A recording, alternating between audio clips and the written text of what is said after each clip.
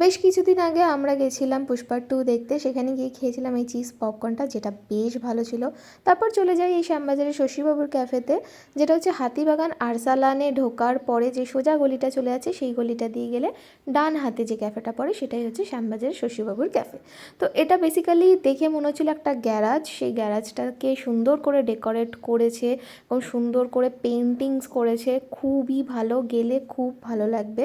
কিন্তু যেটা আমাদের ভালো লাগেনি সেটা হচ্ছে এখানকার খাবার আমাদের একদমই ভালো লাগেনি। আমরা অর্ডার করেছিলাম একটা ক্রিস্পি চিকেন আর একটা এগ হাক্কা নুডলসটাতে তো একদমই নুন ছিল না, একদমই ভালো লাগেনি আমার এখানকার খাবার। তো মুখের স্বাদ ফেরানোর জন্য চলে গেছিলাম খানা খাজানাতে, যেখানকার চানা আর কুলচা যখনই খাবে তখনই তোমার ভালো লাগবে। তারপর উল্টো দিকে আদি মালঞ্চ থেকে নিয়েছিলাম একটা মাটন ব্রেস্ট কাটলেট আর একটা ফিশ কবিরাজি। দুটোই ঠিকঠাক খেতে ছিল, বলবো না খুব ভালো। তো লাস্টে আমরা নবীনচন্দ্র দাসের রসগোল্লার লালমোহন খেয়ে দিনটাকে এন্ড করলাম। চলো বাই।